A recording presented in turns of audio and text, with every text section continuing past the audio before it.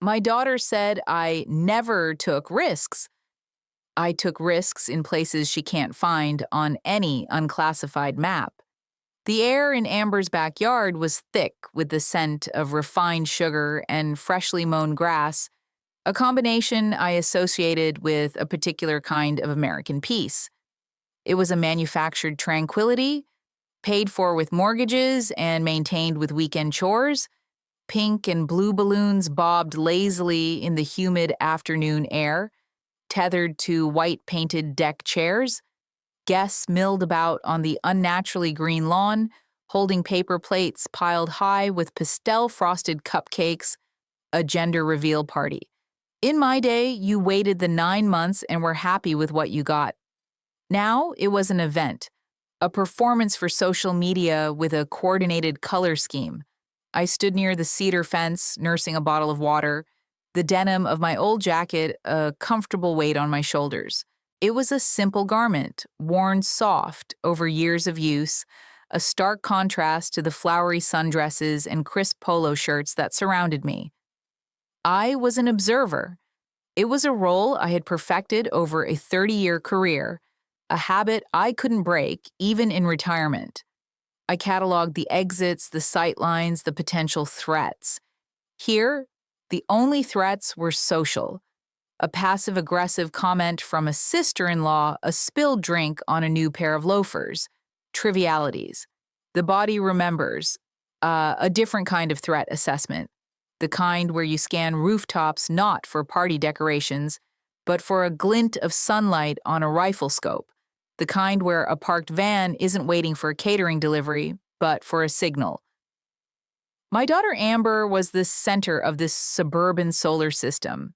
30 years old, a manager in human resources at some tech firm, her belly a proud, perfect curve under a white linen dress. She was radiant, happy, and utterly convinced she understood the world. She moved through the crowd, her husband, Chad, a step behind her, his hand resting proprietarily on the small of her back. He was a marketing executive, a man who spoke in buzzwords and believed a clever hashtag could solve most problems. They were good people, they were my people, and they hadn't the faintest idea who I was. To them, I was Mom.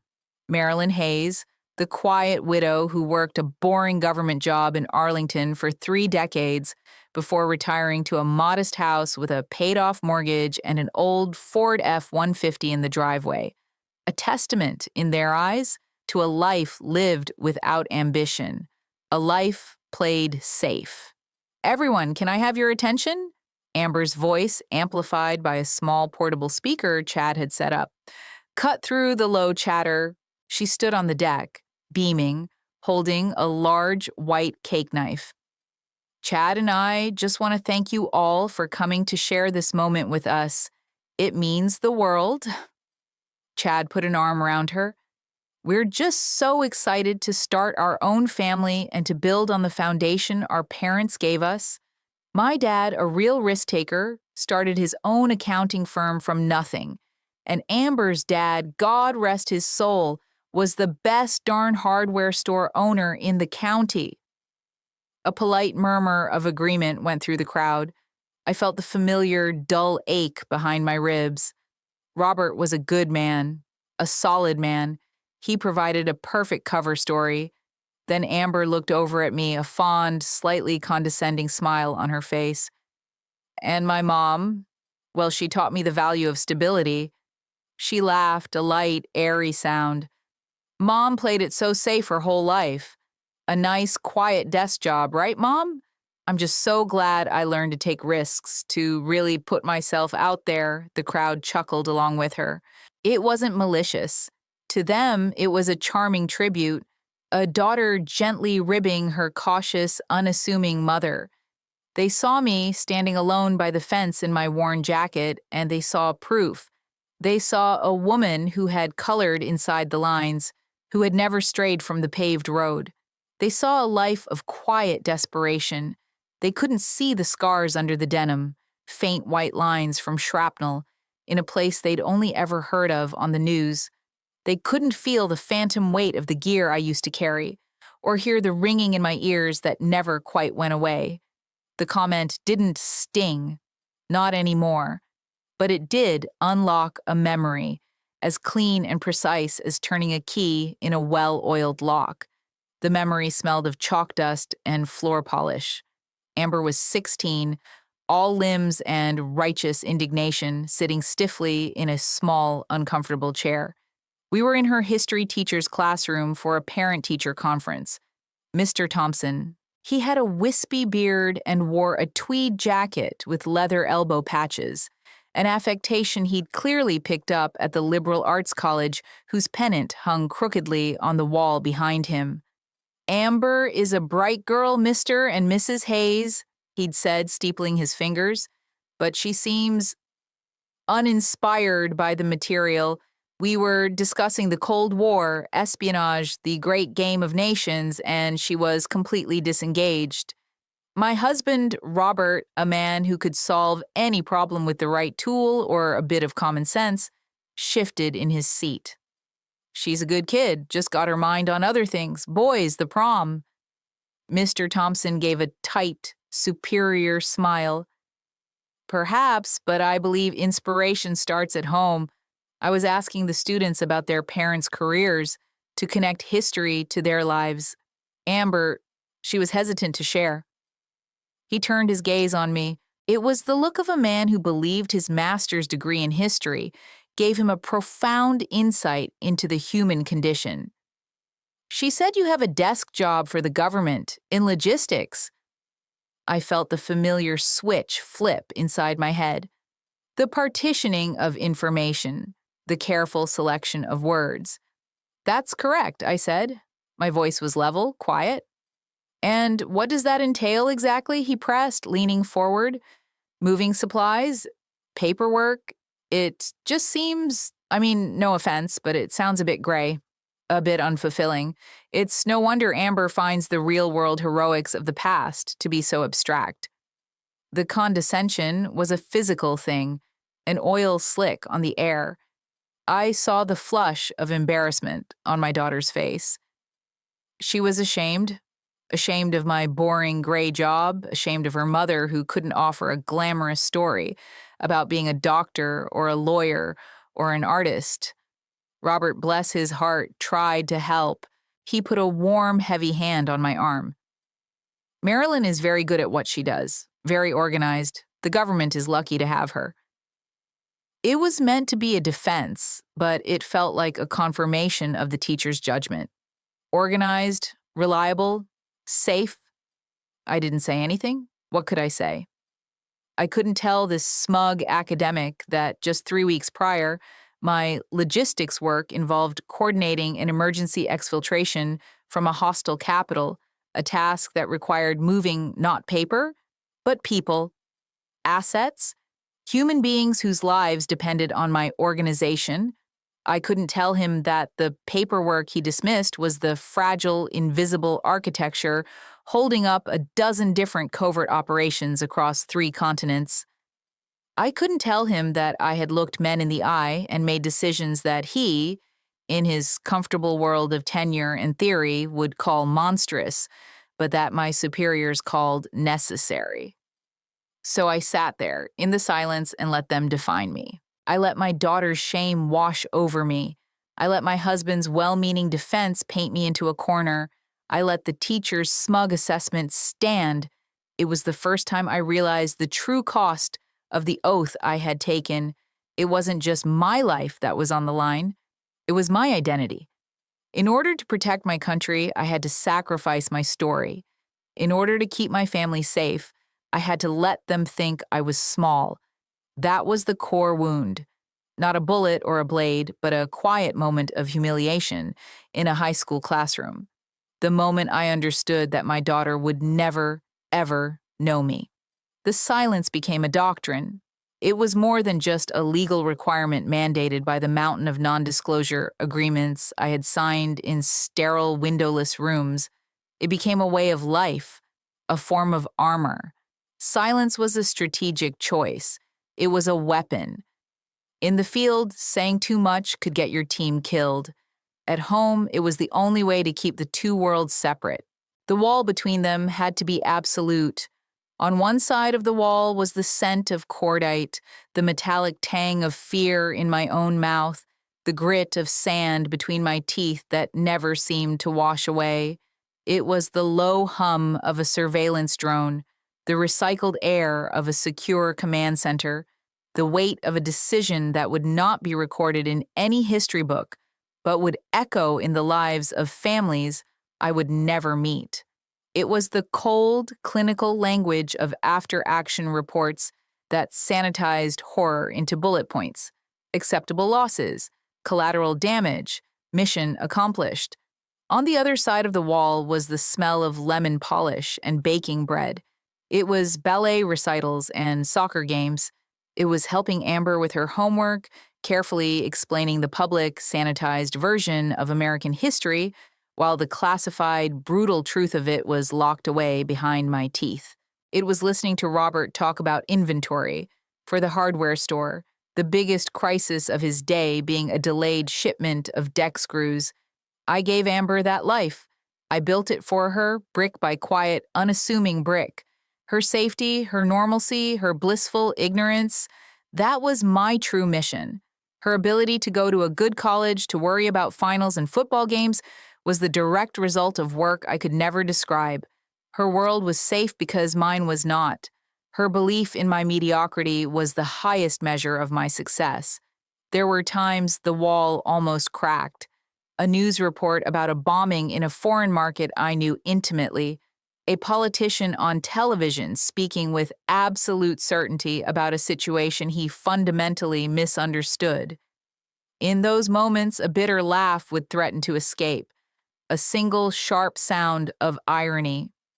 I would feel the words build up in my throat, the urge to scream, "You have no idea what you're talking about," but I would swallow them down. I would take a sip of my coffee, turn the page of the newspaper, and remain the quiet, unremarkable woman in the corner. My husband knew I traveled. He knew it was for the government. He just didn't know the nature of it. Logistics consulting, I called it. He accepted it. He was a man who trusted what he could see and touch, and the world of shadows was beyond his imagination.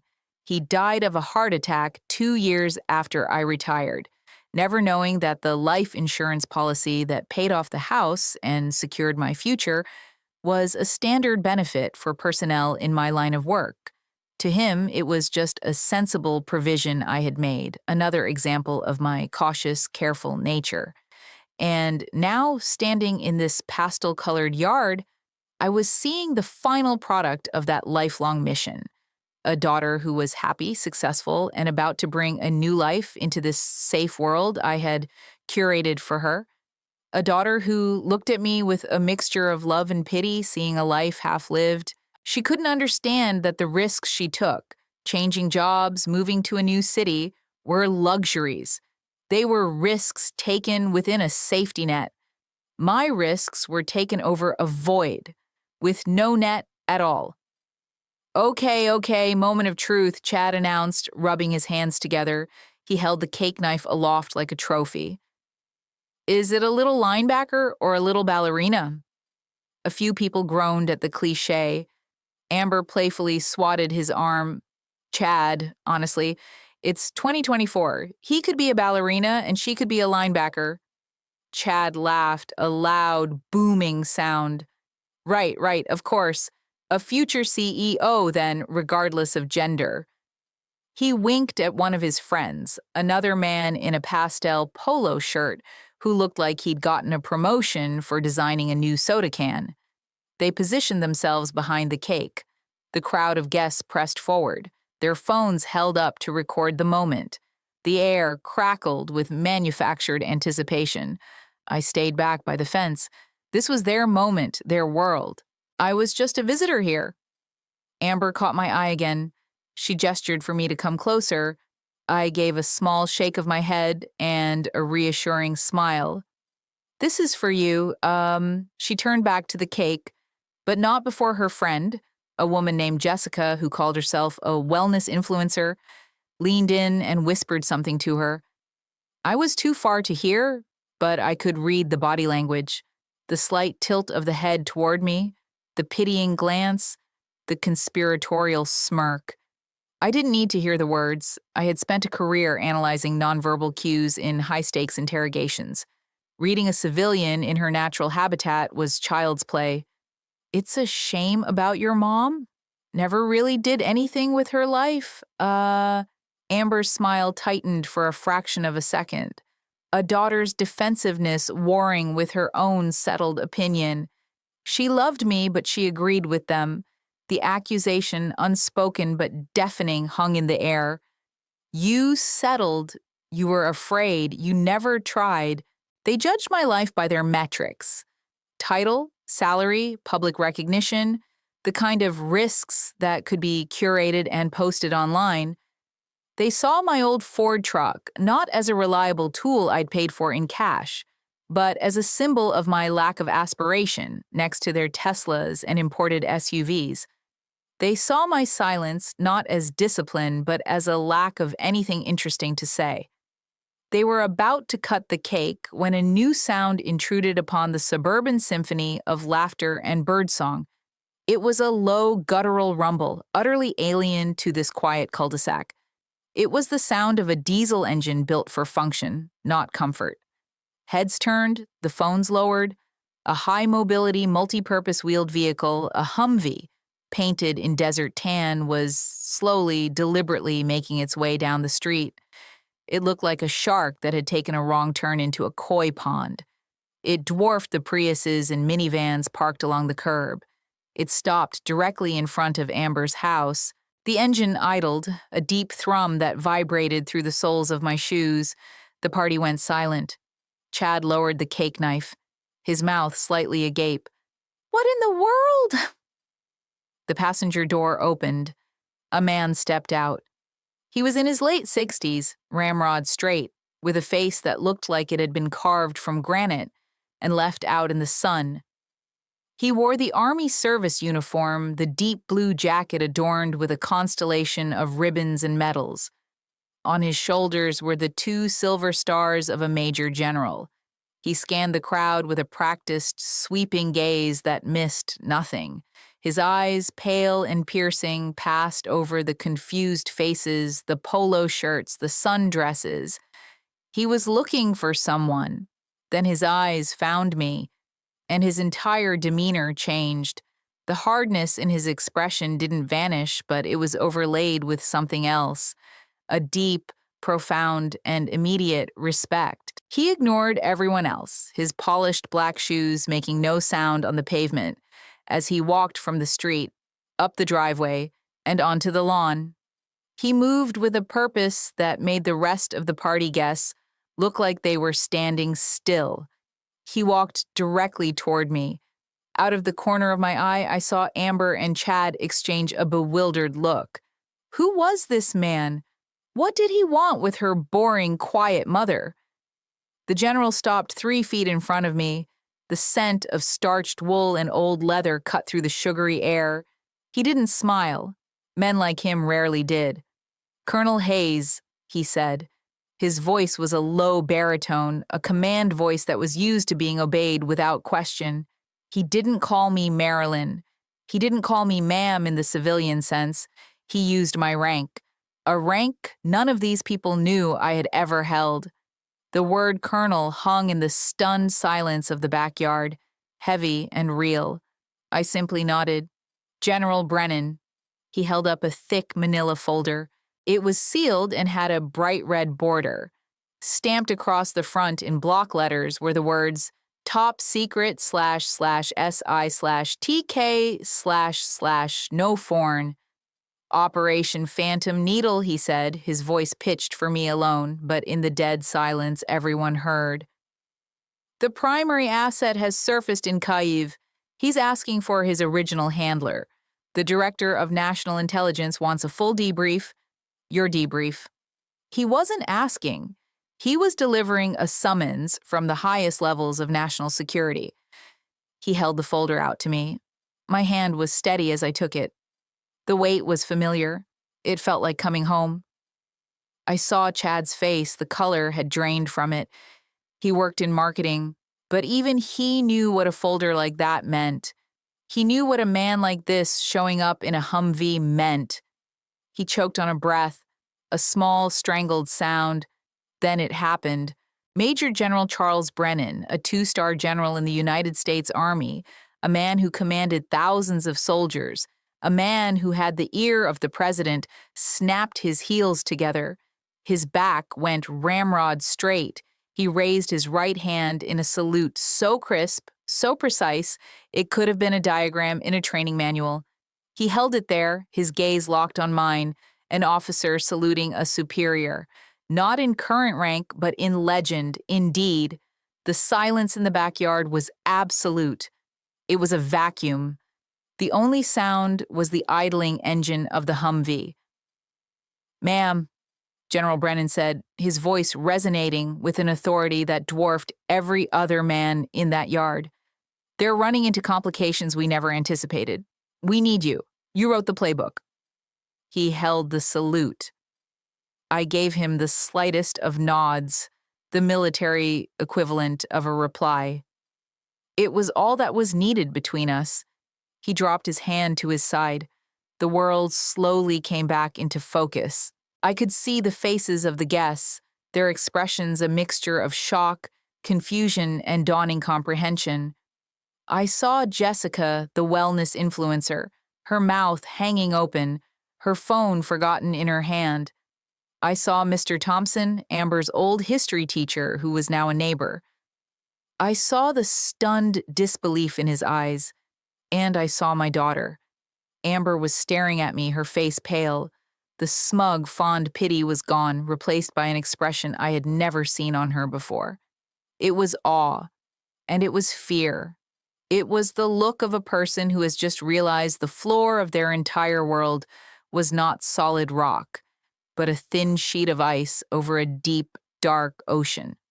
She was looking at me, her mother, as if for the very first time. I tucked the no foreign folder under my arm. I turned away from the general, from the Humvee, from the world of shadows that had just breached the wall into my quiet life. I walked over to the cake table. I picked up a spare paper plate and a napkin. With the steady hand of a surgeon or a bomb disposal expert, I used the cake server to cut a small slice of the untouched gender reveal cake. I didn't even look to see what color the frosting was inside. It didn't matter. I walked over to my daughter, who was still frozen in place. I held out the plate to her. My voice, when I spoke, was quiet, calm, and steady. It was the voice of a mother. "Congratulations on the baby, Amber." She flinched as if my words were a sudden noise. She looked from my face to the folder under my arm, to the two-star general standing at attention on her lawn, and back to my eyes. She saw a stranger she had lived with her entire life. She didn't take the cake. I left the plate on the table beside her and walked back to General Brennan. He opened the Humvee's passenger door for me. I climbed in, the folder resting on my lap. The door closed with a solid, metallic thud, sealing out the world of pastel colors and suburban dreams. As the vehicle pulled away, I looked back. The party guests were a frozen tableau, staring after us. My daughter stood alone, a small figure in a white dress, finally understanding the true meaning of a secret. The silence in the vehicle was comfortable, professional. Charles kept his eyes on the road. We'd known each other for the better part of 30 years, from a muddy forward operating base to the sterile halls of the Pentagon. "Sorry about the interruption, Marilyn," he finally said, his voice returning to a more conversational tone. "It was time-sensitive. The asset is spooked. He'll only talk to you." "It's fine, Charles," I replied, my eyes scanning the folder's cover. Phantom needle? It had been a long time. An ugly, necessary piece of work I had hoped was buried for good. "What do we have?" I opened the folder. The scent of fresh ink and classified intelligence filled the cabin, erasing the last lingering traces of cut grass and cake frosting. The crisp, dense paragraphs of the initial report pulled me in. My mind shifted gears, the domestic world receding like a distant shoreline. The Marilyn Hayes who went to gender reveal parties was gone. Colonel Hayes was back on duty. My life has been a study in controlled opposition.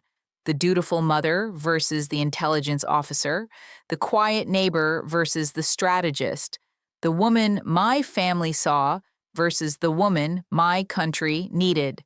They are not two different people. They are two sides of the same coin, and the edge between them is razor sharp. My daughter was not wrong to think I valued stability. I do. I value it more than she could ever possibly imagine. I have seen its opposite. I have stood in the ruins of places where stability was just a memory, a story told by old men to weeping children. The peace she takes for granted, the safety she mistakes for boredom, is not the default state of the world. It is a fragile, precious garden surrounded by a howling wilderness. For 30 years, my job was to walk the wall around that garden, to face the wilderness, and to make sure it never, ever got inside. My silence was the price of her peace. Her ignorance was the proof of my success. The greatest risk I ever took was letting the people I loved most believe I was ordinary, and I have never, not for one single moment, failed that mission.